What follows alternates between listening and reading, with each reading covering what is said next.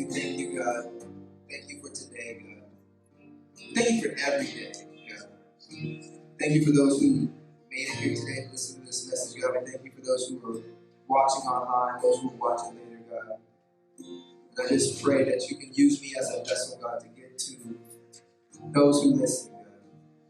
And hope that these words fall on open ears and that we see real life change. Because it's all in you, God. Pray these things in your name. In Jesus' name. Amen.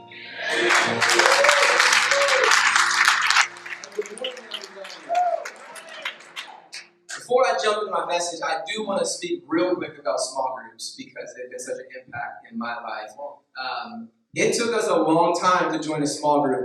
I didn't grow up in church, so I didn't know what small groups were, right? So when we started going to church, we got invited to a lot of small groups. And I did, Megan probably didn't know, but I did the thing that you probably shouldn't do is when I was invited, I lied. What time did you group at? 7:30? Oh, where's the address? Yeah, I'll be there. See, because I had a misconception of what I thought small groups were. Like, I was like, I'm just going to hang out with a bunch of like weird Christian people and like read some stuff. I'm good.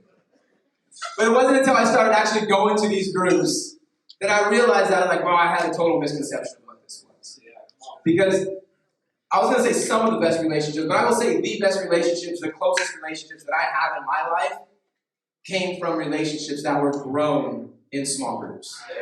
And the relationships are so important, but just kind of like what Pastor Hosea talked about, it's the curriculum that's so important too. What you learn in some of these groups is so important. The men's group, the women's group, the parenting groups, marriage groups. Like when we have two boys, Hudson and Easton, and I swear each time when we came back from the hospital, with each of them, we're unpacking our stuff and we're starting to freak out. We're like, babe, did you get that owner's manual? And we leave it at the hospital? And I get it. Like you're not going to get an owner's manual on how to parent from a parenting group. What you're going to get is knowledge. You're going to get information that's going to equip you to be better. So again, we're wrapping up this hosting of a small group campaign. And if you don't feel called that that's for you, then I encourage you to move into just joining a small group. Just being a part of it. So I have a story that I want to start out and talk to you guys about. It's about a guy who passed away. Don't worry, he wasn't that nice of a guy. He didn't really have any friends. He was divorced, no kids.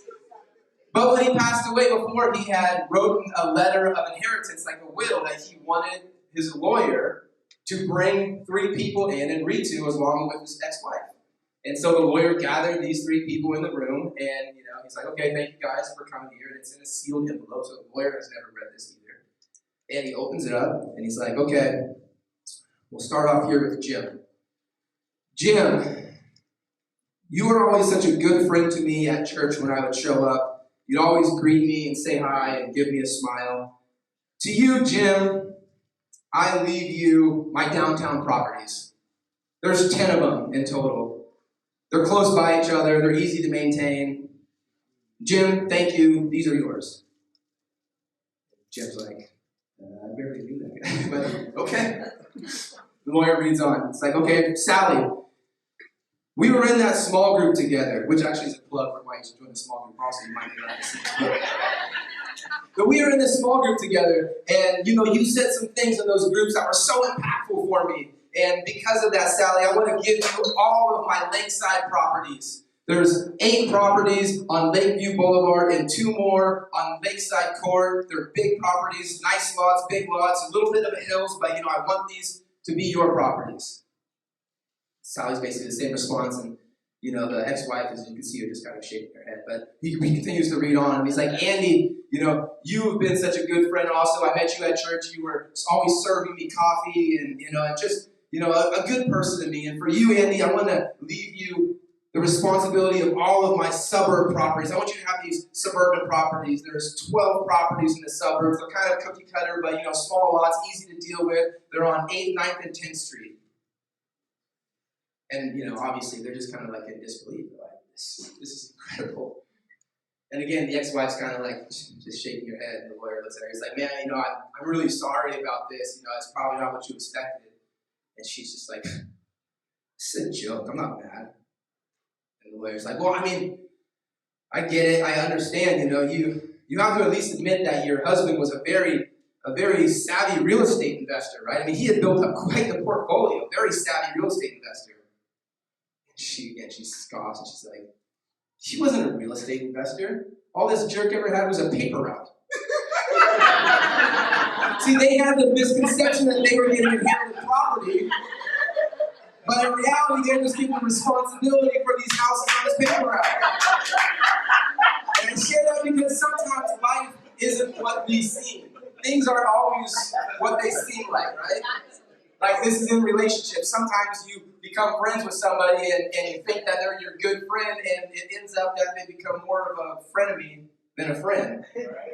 Or maybe it's a relationship with a significant other, and things go a certain way, and it turns sour, and you're like, man, I had an expectation, I thought of what this was going to be, but it ended up going the wrong way. But it can be positive too. You can meet somebody that you're like, oh yeah, they're cool, but I'm not sure if I hang out with them. The more time you spend with them, you create like a great friendship with them. Because friendships are difficult. Relationships are difficult, right? So that's why I came up with the Easy Bake Relationship. You guys remember the Easy Bake Oven?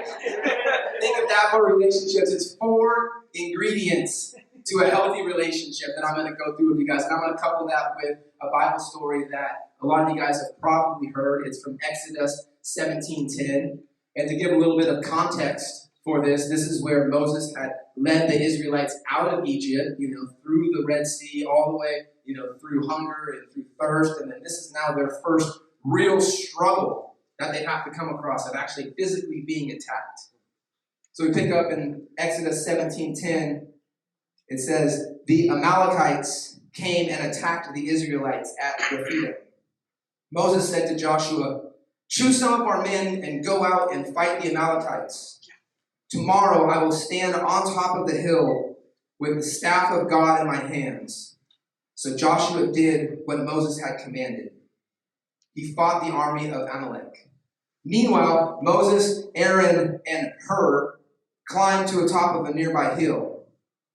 It's a funny side note. It's not mentioned in the Bible, and you got to really dig deep to this, but Moses actually, he really liked this one Israelite girl, he had eyes for her. He was like, okay, this girl, I like this girl. But he was real shy. He had a stuttering problem, right? He didn't know how to approach her, but he really wanted to impress her. And he was thinking hey, maybe she missed out when I parted the Red Sea, and so maybe she missed out when I hit that rock and made water come out of it. So what I want to do is I want to invite her up the hill with me. And, so when he said who we wanted up the hill, he said, I want Aaron and I want her. But Aaron didn't see a point, and so he grabbed her instead. The other side note is that I completely made that story.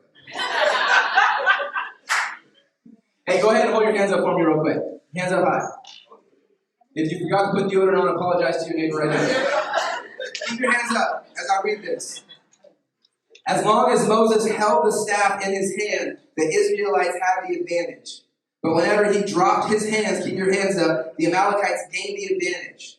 I think of sports games, right? Momentum. Keep your hands up. Come on, keep your hands up. Sports games, you see a momentum where a team scores points, right? They go on a 12-0 run, and then the other team gets a steal, and the momentum switches back to this other team. I think of that as battle where it went from this way, and that way, and back and forth. And Moses' arms soon became tired, like many of your arms are. He could no longer hold them up. So Aaron and Hur, they found a stone for him to sit on. Then they stood on each side of Moses, holding up his hands. So his hands held steady until sunset. As a result, Joshua overwhelmed the army of Amalek in the battle. Okay, you guys can let your hands down. When I was doing research on this verse, it was funny because there's a lot of people who would be making excuses for Moses. They're like, well, he had to have Aaron and Hur come by his side because he was 80 years old. He was an old man. He couldn't keep his arms up that long. How many of you guys' arms were getting tired? That was 20 seconds. He was supposed to keep his arms up for a whole battle. We can give Moses a little bit of credit here on why his arms were tired. Right.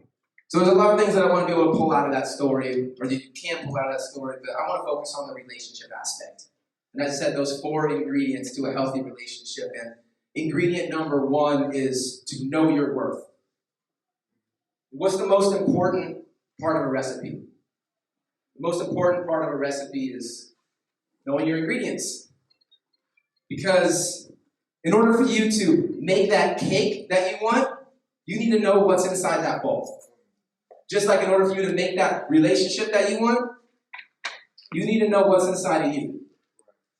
And knowing your worth is as simple as this. Knowing your value.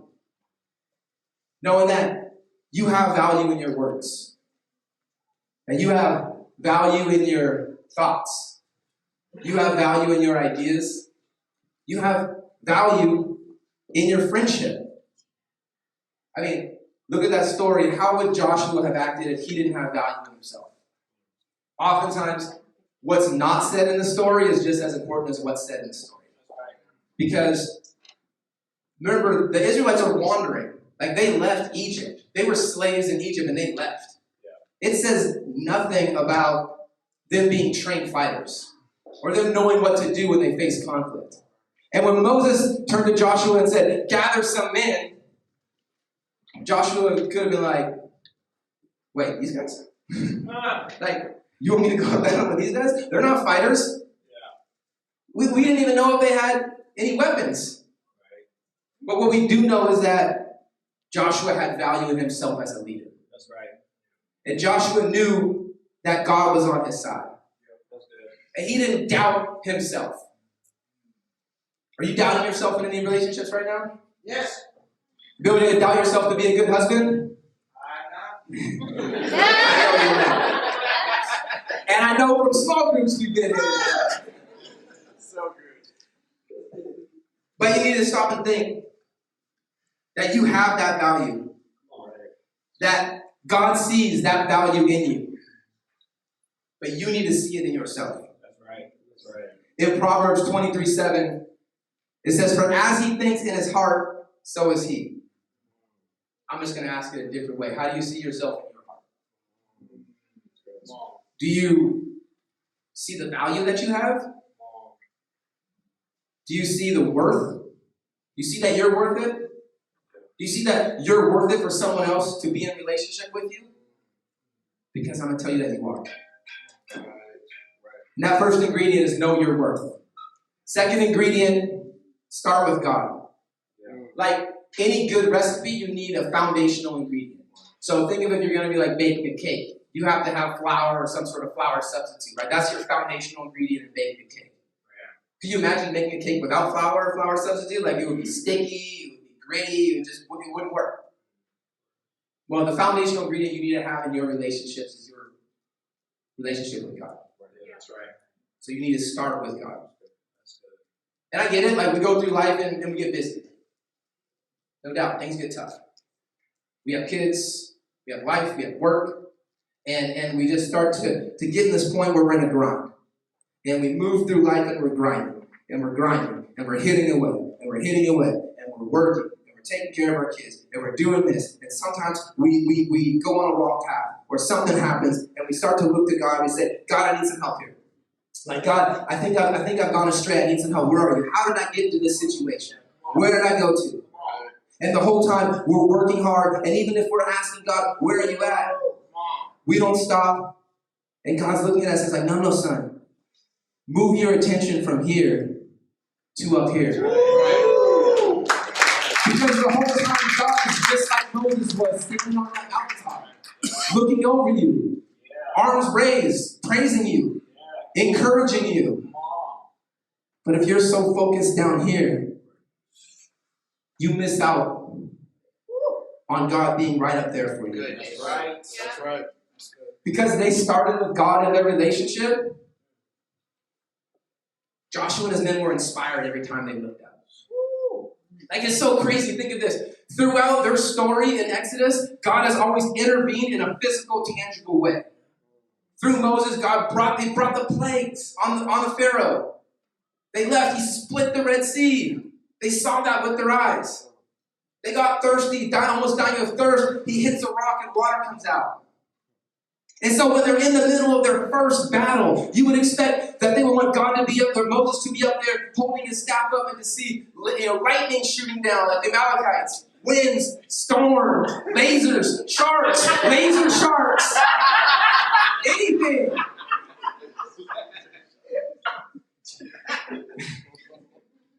But this wasn't God's battle to fight. The purpose of Moses being up there was a sign. So when Joshua and his men were fighting, and when they were struggling, and when things got tough, it wasn't like God bailed me out. All it was is, I know I can look up here and I can see on the mountaintop that Moses is standing there with his staff in the air, and that means God is on my side. And if we take that into our life, and the struggles that any of us deal with, the hardships, if we could just stop for a second and move our attention from there and say, you know what? This is tough right now, but God's in my corner. Yes. It will give you the strength to win in any battle you come across. So that's ingredient 2, start with God. Ingredient number 3 is add 2 friends. But this ingredient is kind of like sugar. It calls for a cup, but if you put a little bit more, it's all good. Right? The same as with friends, right? Like if you have a couple good ones, you can add some more in there. But what I find interesting about this story is Moses didn't go up that hill by himself. He didn't climb that mountain by himself. It would have been easy for him just to be like, hey, you know what, guys? Like, I'm just really going to go up there. I'm just going to hold this staff. Like, I don't really need anybody. Like, I got this. As a matter of fact, I'm kind of tired of all the complaining you guys have been doing during this journey. We didn't leave Egypt so we could die out here of thirst. I'm going to go do it. I need some me time. And I'm going to go up and do this. That's not what happened. From the get-go, Aaron and her were like, you're going up there, we're going with you. Let's go. Let's climb this mountain together. And think about that. Like, anybody ever climbed a mountain before? It can be tough. Did Aaron and her, get discouraged? I know they didn't have the proper footwear. They didn't have Nikes. Sandals aren't the footwear to use to climb up a mountain. I mean, they could have also the same way flipped it around and been like, hey, Moses. Hey, me and Aaron have been talking, and we, if you're just going to go up there and hold the staff, you don't really need us.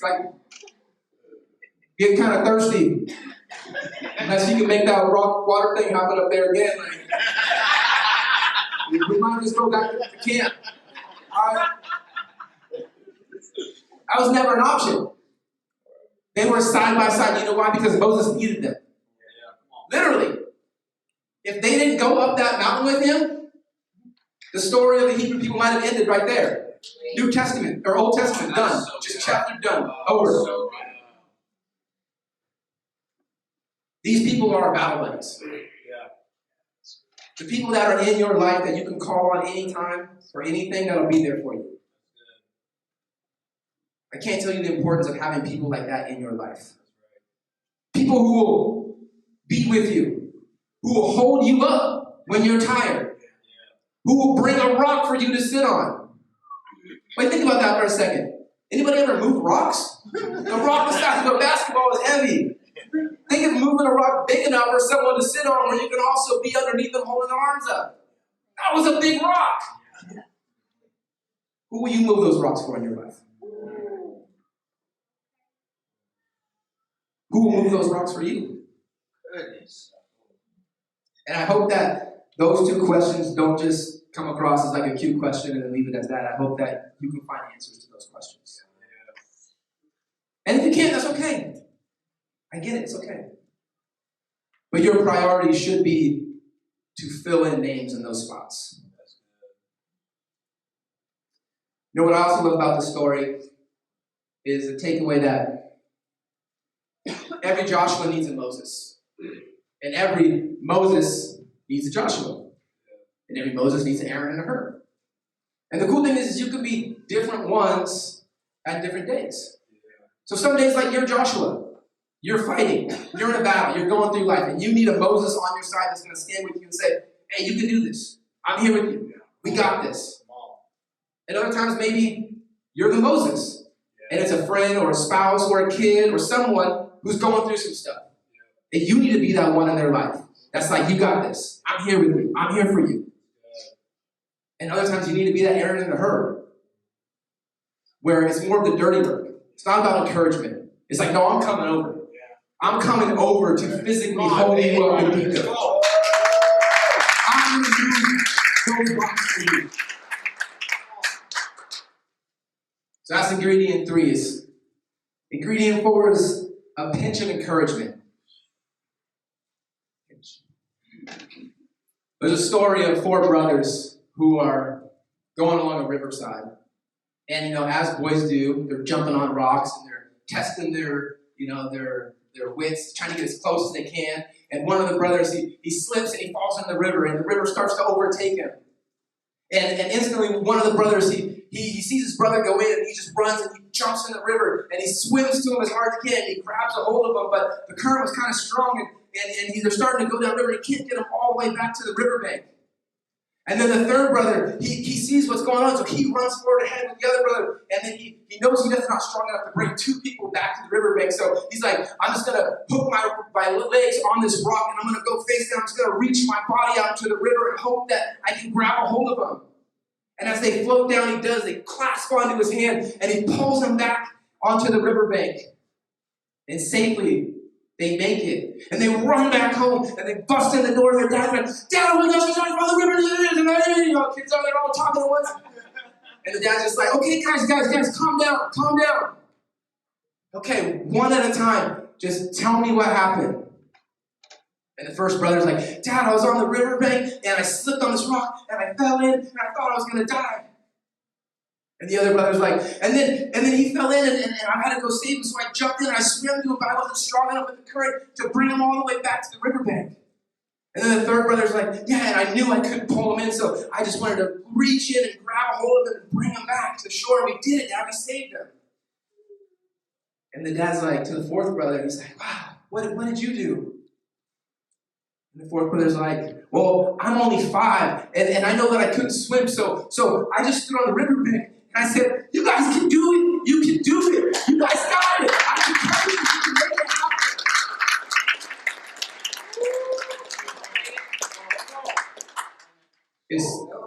It's really a beautiful story. That you see, sometimes I kind of tear up when I just tell it, because it's like, it means so much, that level of encouragement. I think oftentimes we hear those stories and we think that those other 2 brothers did so much and the last one didn't mean anything, but we don't know the power of an encouraging word. And relative to this recipe, I think of it as like baking soda or yeast. It's only a little bit that you put in, but it's what makes things grow. It's what makes things rise up. There's a quote I want to read for you guys. This is from some neurologists who were doing study on brain scans and positive words. And it says, positive words can alter the expression of genes. Think about that. Positive words can alter the expression of genes, strengthening areas in our frontal lobes and promoting the brain's cognitive functioning. They propel the motivational centers of the brain into action and build resiliency. I have some motivation for you guys right here. It's a biblical motivation. It's a verse that I know you guys have heard, but you never hear it too many times. It's from Romans 8:31. It's, what then shall we say in response to these things? If God is for us, who can be against us? God really is the greatest encourager. Has anybody ever left a real prayer session discouraged? Like, you may not get the answer that you were hoping when you walked into that prayer session, but you never leave discouraged. Because there's power in knowing that God has your back. I'm going to say that again so we can marinate on that. There's power in knowing that God has your back. So look at that story of Moses again and Joshua. Joshua, he had no soldiers. He had no weapons as far as we know, no formal training. And he was up against a pretty mean army. The Amalekites were a mean army. They were known for attacking the weakest amongst them. But God was always there to stand up and encourage him. Instead of Joshua focusing on the things that he didn't have, he leaned into his trust in God and the encouragement. One thing that's kind of crazy is that if you wanted to be like really skeptical on this story, and you wanted to look at it like you weren't a fan of Moses, and you'd be like, man, Moses didn't do anything. I mean, he just stood up there. They fought the battle. But again, Moses' role was not to fight. Moses' role was to constantly be that visual reminder up on the mountaintop that God was there with him. To give them that example. Has anyone ever played, you guys remember the game The Floor is Hot Lava when you were kids? Yeah? It's funny, Hudson and Mia, they actually returned it into a reality show. Like, it's like on TV now. You can watch it. You can watch The Floor is Hot Lava. They repurpose it. And so I would play that game here. So let's say I'm right here, right? You know, because like when you do it, you put pillows down, you like jump from pillow to pillow, you know, try to touch the floor. So I need to get from here to here. Otherwise, it's hot lava. What do you think I should do? I jump? Nah, I can't do that. Yeah? Nah, that's stupid. What? You No, because it's too far. You got it, And I think that this is sometimes what we look at in life where we're like, I can't get to this point, so it's probably not even really worth me trying. But the thing that we need to know is that there's more to it in life, right? Like instead of me looking out from here to there, like let's say over there is that's the friendship of someone who will move rocks for me and I'll move rocks for them. Right? But I'm right here and I don't have that in my life yet.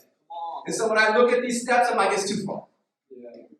And I hope that you take this as application for if you are at this point and you hear this message and you want to be there, you're like, it's too far, I can't do it. Well, check this out. You can put down steps. And I'm going to join a small group. And I'm going to get around some people. And I'm going to make it a consistent thing that I can make it to. And I'm going to start sharing, maybe hanging out with people outside of church, doing some life things. And then, now I'm going to share a little bit more. I'm going to be part of it. And instead of just always receiving, I'm going to give back to it. And I'm going to build these real, true, strong relationships until I get to the point to where I'm here and I have those battle buddies. And something that seemed impossible before is now doable once we break it down into these steps. You can do the same thing with your relationship with God, right? Like that's a mature Christian. I'm just starting church. I don't really know how to get from here to there, so I don't even know if I should try. Well, check this out. You can download that YouVersion app. And you can be like, I'm going to read, twice a week. And I'm going to start just trying to pray occasionally. And I'm going to join a Bible group. And all of a sudden, you've made it across this bridge that you thought was impossible. Because you broke it down to these steps. Is there parents in here also? Your parents, right? I want to talk about a struggle of parenting. This is now turned into my therapy session. Okay, and you might have noticed if you ever dealt with kids before too, where like a kid's like think of a little kid, they're trying to put together one of those puzzles and it's like the shape of a turtle or something like that, and it goes this way, but they're like doing it this way, and you're just like, no, just turn it. We had probably, me and Megan had one of the greatest struggles of our parenting as far as like homeschool parenting adventure, I'll call it. And this was Hudson had this writing assessment this last couple of weeks. And I don't know what it is. He's a really good student, but for some reason when it comes to writing, he just like shuts down. Like he's just done. Like this. Head in his arms. Just doesn't want to do it. Doesn't even just frustrated, doesn't want to do it. And me and Megan took turns just sitting by his side and being like, buddy, like you can do this. Like I know you can do this. Like I've seen you write before. You can make this happen. No, I can't. No, I know you can. And then it would get so bad to where he's just struggling so much that he's crying, he's getting upset, and I'm sitting there too, Megan's sitting there too. I'm just like, no, you can do this, but he's crying, and I don't know what to do, and everything inside of me is just like I want to do it for him. Like I just want to tell him, this is what you can write. Like you can just write this, and that's what he wants too. He's also sitting there. He's like, just tell me what I can do. But like any good father, I know that I can't do it for him. that my goal isn't to tell him what to do, it's to be next to him. And just say, like, I believe in you. I know you can do this. You got it. Yeah. I know you can. Like, I'm with you. Side by side. This is what God is in your life. When you have those struggles, when you're at a point where you're looking up to him and you're just like, God, I need you to do this for me. I'm frustrated. I'm angry. Like, I need you to do this. And God will let you know that God's sitting right by your side. He's like, I want to help you. I want to help you so bad. But this is your battle. But let me tell you this. I'm with you. I'm right by your side. And I believe in you. I believe you can do this. God sees you in those struggles. I want everybody to go ahead and stand up.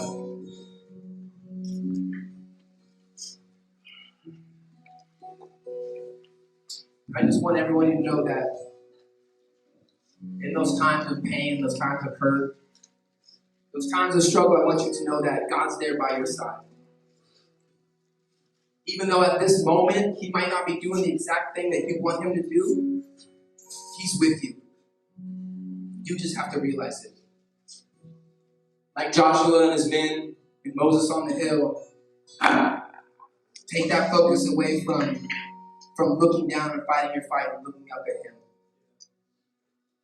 And with everyone's head bowed and eyes closed, I want to give you an opportunity to take that step, because that's really the first step in knowing that God is on your side, is accepting Jesus into your life as your Lord and Savior.